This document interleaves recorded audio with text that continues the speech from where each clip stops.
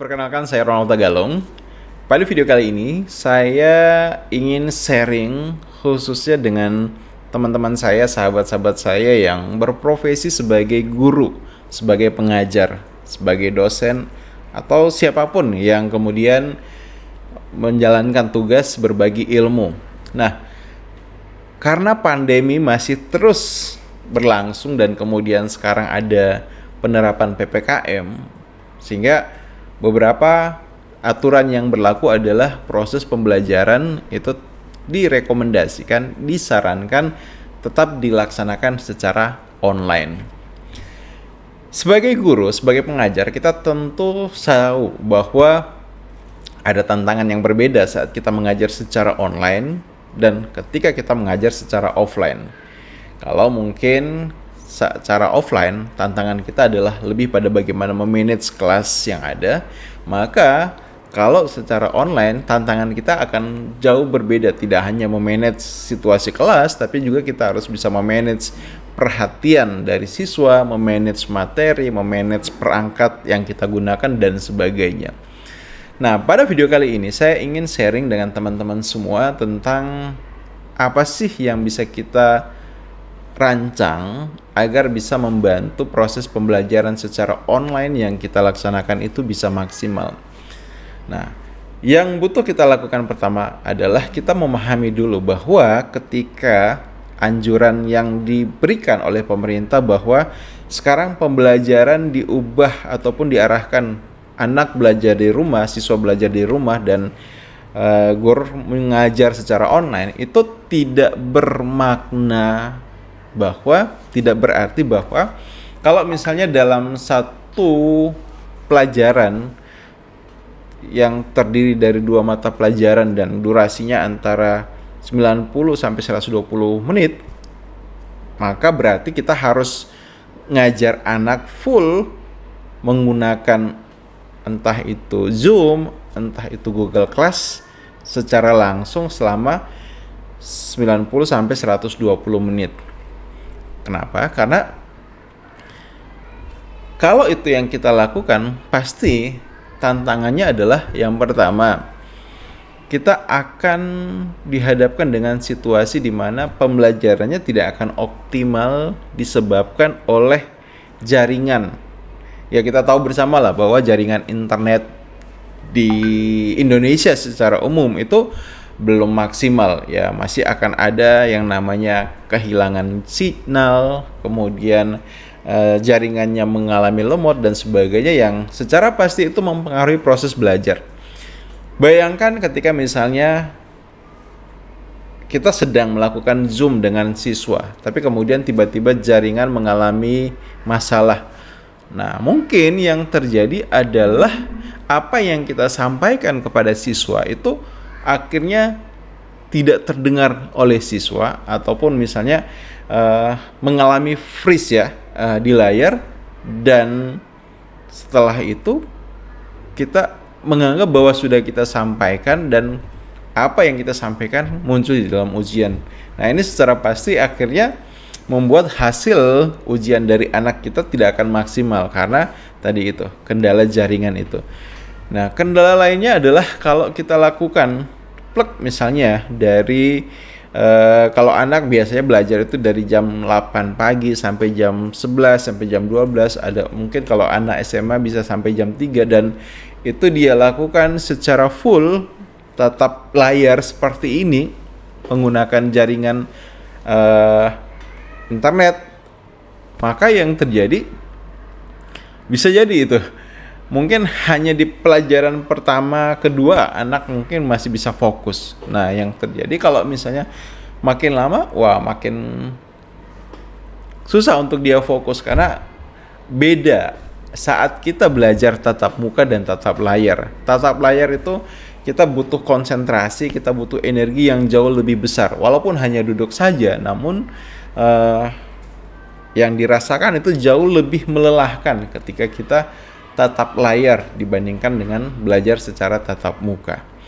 Nah, belum lagi misalnya dampak negatifnya itu berkaitan dengan kesehatan. Bayangkan kalau misalnya kita ngajar di depan laptop ataupun handphone selama berjam-jam tidak bergerak, nah ini juga punya dampak, punya pengaruh tidak hanya pada kesehatan mata kita, tapi juga pada kesehatan tubuh kita. Karena kita kurang bergerak, secara otomatis yang terjadi kita akhirnya jadi punya potensi mengidap berbagai macam penyakit lainnya.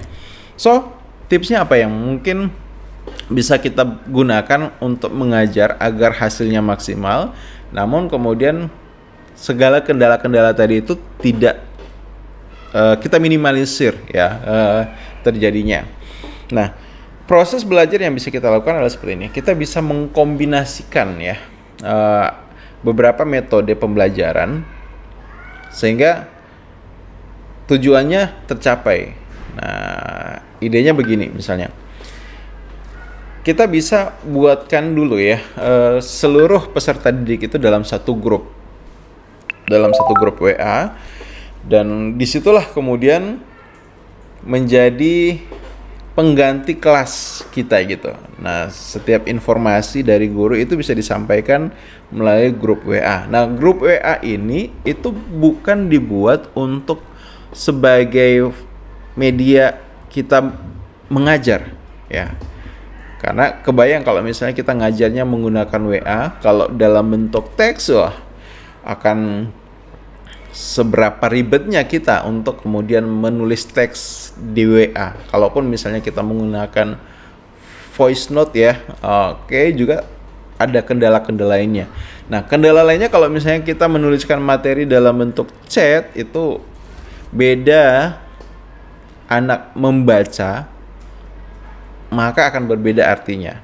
Nah, grup WA ini sebenarnya dibuat untuk apa sih? Nah, grup WA ini adalah sebagai media untuk kita sharing materi. Nah, jadi materi yang akan kita ajarkan, kalau saya sarankan bisa kita gunakan dua pendekatan. Yang pertama adalah kita sharing, misalnya kalau kita sudah punya materi dalam bentuk modul, dalam bentuk slide yang dikonversi ke PDF. Nah, kita bisa bagikan file-filenya itu di grup WhatsApp ini sambil kita infokan kepada siswa untuk oke, baik anak-anak semua, materi kita hari ini Bapak Guru share ya. Silakan masing-masing gunakan waktunya 15 menit untuk membacanya. Nah, dengan cara itu akhirnya tanpa kita harus langsung buka Zoom dan sebagainya, kita meminta anak untuk bisa belajar materi yang akan kita ajarkan pada hari itu. Nah, tips lainnya atau ide lainnya, kalau misalnya kita materinya tidak dalam bentuk soft copy, dalam bentuk PDF, slide dan sebagainya, kita bisa ngajar dengan membuat yang namanya rekaman. Nah, rekaman video ya. Jadi misalnya seperti ini. Materi yang akan kita ajarkan itu kita buatkan video ya. Cukup poin-poin pentingnya, hal-hal yang menjadi esensi dari materi itu yang kita kemudian jelaskan di dalam video. Dulu video bisa berdurasi 15 sampai 20 menit itu misalnya seperti itu. Nah, kemudian video itu kita upload di YouTube dan kemudian linknya kita share di grup WhatsApp.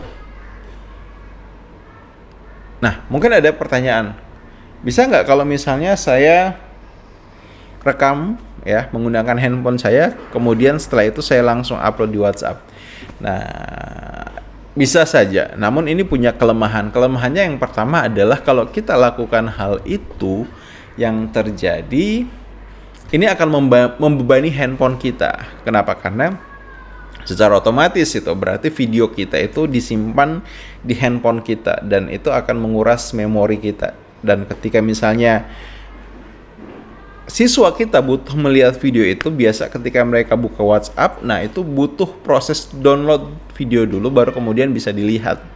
Dan otomatis ini juga akan menjadi kendala karena beberapa siswa mungkin punya handphone yang kapasitas memorinya tidak besar dan bisa jadi hanya 1-2 video saja sudah bisa membuat handphonenya hang. Kalau kita upload di YouTube, maka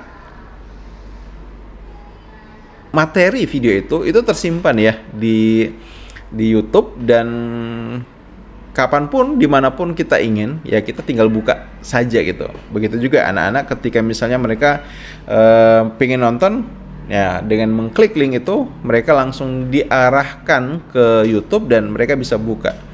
Nah, kelemahan lainnya kalau misalnya kita langsung upload di WhatsApp, saat kita bersih-bersih file, kita hapus videonya, nah otomatis biasanya di WhatsApp itu pun dia akan hilang gitu, nggak bisa diakses lagi karena sudah dihapus file aslinya gitu. Nah, jadi itu beberapa kendala. Jadi upload di YouTube, kemudian share linknya. Nah, bagaimana kalau misalnya saya tidak pede, tidak nyaman untuk tampil berbicara di depan kamera? Nah, untuk hal ini itu ada tipsnya. Tips yang pertama adalah ya sebagai guru kita butuh belajar untuk update skill dan kemampuan kita itu. Jadi belajar untuk tampil pede berbicara di depan kamera. Saya punya video terkait dengan hal ini, jadi silakan teman-teman bisa search di YouTube ya untuk tutorialnya. Namun kalaupun misalnya teman-teman merasa bahwa tetap nggak nyaman untuk video, maka bisa dengan melakukan rekam suara. Ya, handphone sekarang biasanya sudah ada fasilitas untuk rekam suara. Jadi teman-teman rekam suara, menjelaskan materi yang ada, kemudian kirimkan melalui WhatsApp tadi gitu. Nah, kalaupun misalnya tidak nyaman, ingin optimal lagi, nah rekam suara ini bisa digunakan secara kombinasi ya dengan slide materi. Jadi misalnya ada slide materi yang teman-teman kirim di grup WhatsApp, kemudian disusul dengan rekam suara sebagai penjelasan dari slide materi tersebut. Nah, jadi tahapan pertama adalah tahapan bagaimana kita menyampaikan materi yang mau kita sampaikan di hari itu, ya, di jam pelajaran itu. Nah, kemudian saat kita menyampaikan materi, kita bisa minta siswa untuk tidak hanya mencermati materi itu, tapi kita minta mereka untuk misalnya melakukan tugas gitu ya, melakukan tugas, entah misalnya menulis catatan tentang apa yang kita ajarkan tadi, ataupun misalnya mempraktikkan sesuatu, ataupun mungkin mencari contoh dari apa yang sudah kita jelaskan. Nah, jadi dari video yang ada, kita beri mereka kesempatan untuk belajar, kemudian kesempatan untuk mendalami materi, barulah kemudian di sesi akhir itu kita buka proses pembelajaran itu dengan Zoom ya, dengan Zoom. Jadi di Zoom itulah barulah kemudian kita buka tanya jawab, misalnya kita ajarin konsep, kita ulangi apa yang misalnya mungkin butuh kita tekankan. Anak-anak juga bisa bertanya, ataupun misalnya kita bisa minta salah satu untuk melakukan sebuah role play dan sebagainya. Nah, sehingga dengan cara ini kita sebagai guru ketika mengajar, kita bisa dapatkan hasil maksimal dari proses pembelajaran kita secara online, dan anak-anak pun bisa kita bantu untuk mereka tetap enjoy dan happy. Nah, rangkumannya seperti apa? Anggap saja misalnya seperti ini. Kita akan mengajar hari ini selama 90 menit. Nah, dari 90 menit ini kita bagi 3 bagian. 30 menit pertama itu kita kirimkan materi untuk anak pelajari secara mandiri. Bisa tadi ya menggunakan slide yang kita bagikan, video yang kita upload di YouTube dan kemudian kita share linknya, ataupun misalnya rekam suara. Setelah itu, beri waktu anak untuk belajar secara mandiri menggunakan materi yang sudah kita upload tadi, dengan bagaimana mereka mereview materi itu. Ya, mungkin membuat catatan kecil dari materi yang sudah kita jelaskan, atau kita beri tugas ya. Contoh misalnya kalau yang ngajar anak SD, ngajarin tentang benda padat ya, sifat benda padat. Nah, di video yang dibuat mungkin menjelaskan tentang konsepnya, apa itu benda padat, sifat-sifat benda padat seperti apa, dan beberapa contoh. Nah, itu 30 menit pertama.